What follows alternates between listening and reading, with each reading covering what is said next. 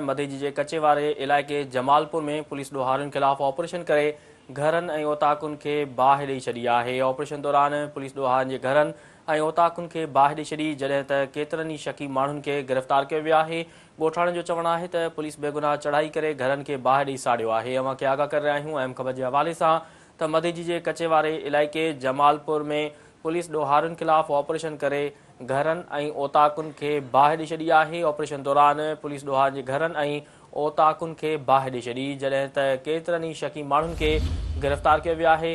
ॻोठाणनि जो चवणु आहे त पुलिस बेगुनाह चढ़ाई करे घरनि खे बाहि ॾेई साड़ियो आहे। अहम ख़बर खां अवां खे आगाह करे रहिया आहियूं त मधेजी जे कचे वारे इलाइक़े जमालपुर में पुलिस ॾोहारियुनि ख़िलाफ़ ऑपरेशन करे घरनि ऐं ओताकुनि खे बाहि ॾेई छॾी आहे। ऑपरेशन दौरान पुलिस ॾोहारियुनि जे घरनि ऐं ओताकुनि खे बाहि ॾेई छॾी, जॾहिं त केतिरनि ई शकी माण्हुनि खे पिणु गिरफ़्तार कयो वियो आहे। ॻोठाणनि जो चवणु आहे त पुलिस बेगुनाह चढ़ाई करे घरनि खे बाहि ॾेई साड़ियो आहे। मधेजी जे कचे वारे इलाइक़े जमालपुर में पुलिस ॾोहारियुनि ख़िलाफ़ ऑपरेशन करे घरनि ऐं ओताकुनि खे बाहि ॾेई छॾी आहे। ऑपरेशन दौरान पुलिस ॾोहारियुनि जे घरनि ऐं ओताकुनि खे बाहि ॾेई छॾी, जॾहिं त केतिरनि ई शकी माण्हुनि खे पिणु गिरफ़्तार कयो वियो आहे। ॻोठाणनि जो चवणु आहे त पुलिस बेगुनाह चढ़ाई करे घरनि खे बाहि ॾेई साड़ियो आहे। मधेजी जे कचे वारे इलाइक़े जमालपुर में पुलिस ॾोहारियुनि ख़िलाफ़ ऑपरेशन करे घरनि ऐं ओताकुनि खे बाहि ॾेई छॾी आहे।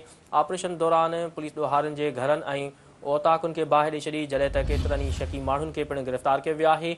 ॻोठाणनि जो चवणु आहे त पुलिस बेगुनाह चढ़ाई करे घरनि खे बाहि ॾेई साड़ियो आहे।